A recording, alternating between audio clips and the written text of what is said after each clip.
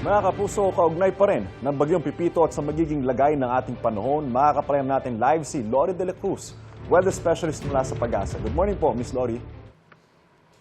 Thank you, Sir Andrew, at sa ating mga kababayan.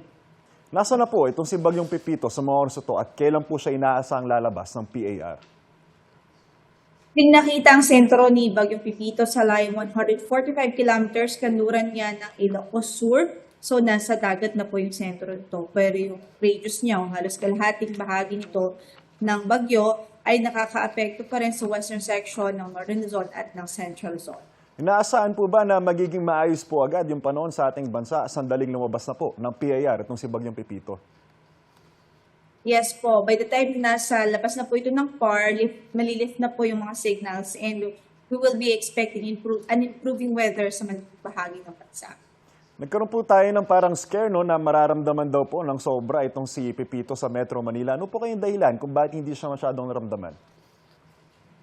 Well, una po, medyo nagkaroon ng kaunting northward na shift ng kanyang track. Medyo tumaas yung latitude ng kanyang track. So, ibig sabihin, halos bumaba yung chance ng maapektuhan ng NCR ng malakas na epekto.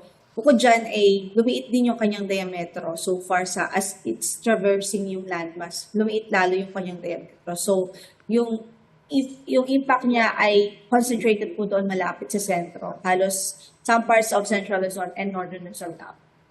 Ito po, no, may namomonitor po ba tayo na bagong sama ng panahon, Miss Lori?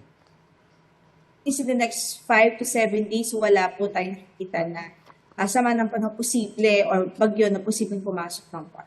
Buti naman, Miss Lori, no, magandang balita po yan. Last question po, Miss Lori, kamusta po itong si Amihan? Nagpaparamdam na po ba ulit?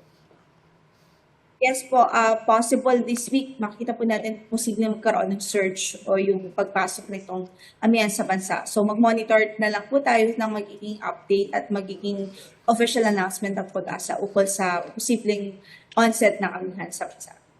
Maraming salamat at magandang umaga po, Miss Lori De La Cruz, weather specialist mula sa Pag-asa. Ingat po kayo.